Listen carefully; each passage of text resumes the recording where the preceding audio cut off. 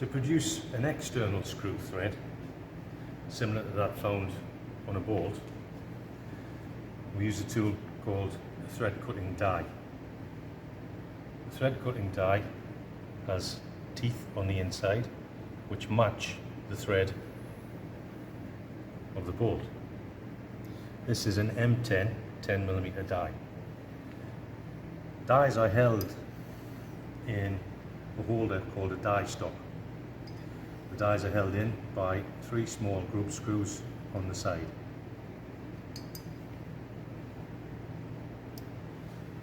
A piece of bar 10mm diameter is going to be used to demonstrate how to cut the screw thread.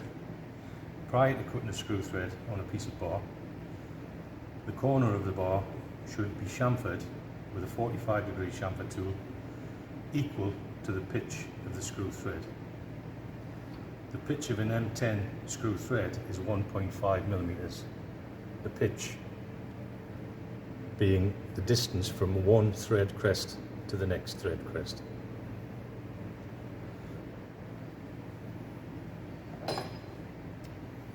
Fasten the bar into the chuck securely.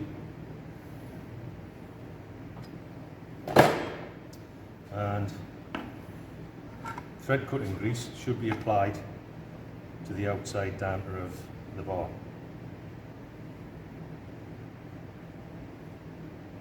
Doesn't need to be much, just a small dab.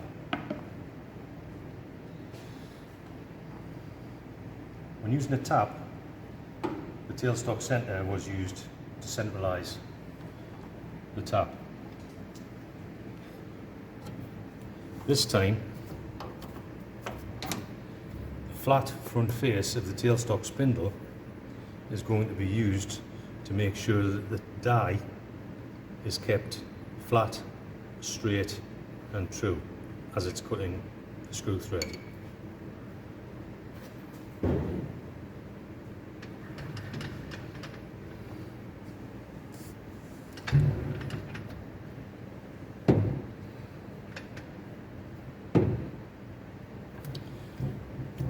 The tailstock should be locked in position and the tailstock barrel advanced until the front of the die is gently trapped against the end of the 10mm bar. So we have the die gently trapped in between the flat front face of the tailstock spindle and the workpiece. Once again, with the chuck set at a low RPM to keep it rigid, you can put a small amount of pressure on the die by pushing the tailstock barrel forwards with the hand wheel. Begin to turn the die, and at the same time advance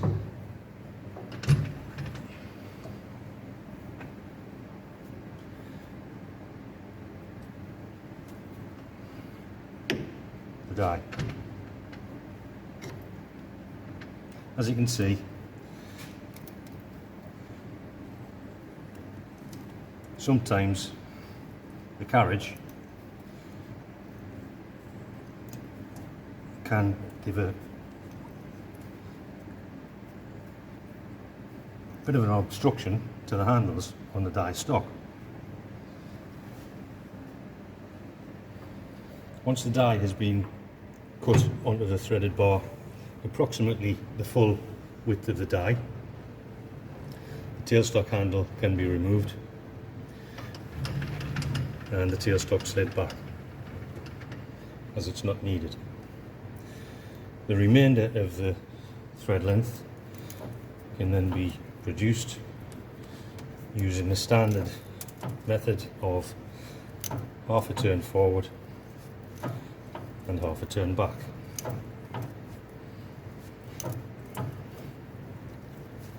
Once the required length of thread has been achieved, the die can be carefully unscrewed and removed from the workpiece.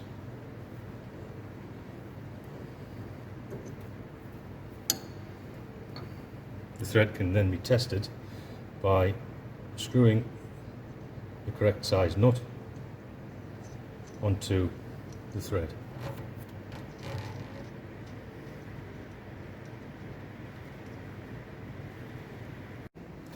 As an alternative to using a die with a die stop, if you have one available, you can use a specialised lathe die holder, which is this. It comes in two parts.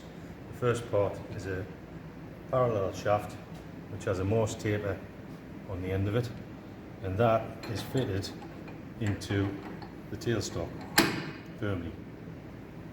The main part of the die holder, the lathe die holder, has the die fitted into the end, and it has a locking lever. The main part slides onto the diameter of the tailstock part and can rotate freely. As with the die method, a small amount of threading grease should be smeared on the diameter of the workpiece. At that point, the die holder should be advanced until it is somewhere near the workpiece. We need to have a method of preventing the die holder from turning. To do that, we need to advance the cross slide until the tool post is in a position where the locking lever can rest on the edge of the tool post. You must make sure that the locking lever is free to slide backwards and forwards without any obstruction. At that point, we should select the lowest available speed on the chuck, which is 22 RPM. I'm going to switch that on now.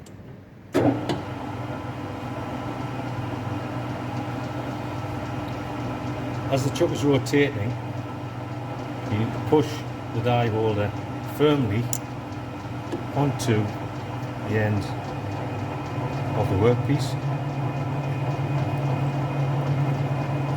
and the die holder will begin to cut and advance the thread. As you can see, the die holder is moving forward, cutting the thread. Once the required thread length has been achieved, the spindle should be stopped, the tool post retracted, and the die holder carefully unscrewed from the workpiece while it is still on the shaft until it is removed from the workpiece. Once again, the thread can be checked by screwing a nut of the correct size onto the thread.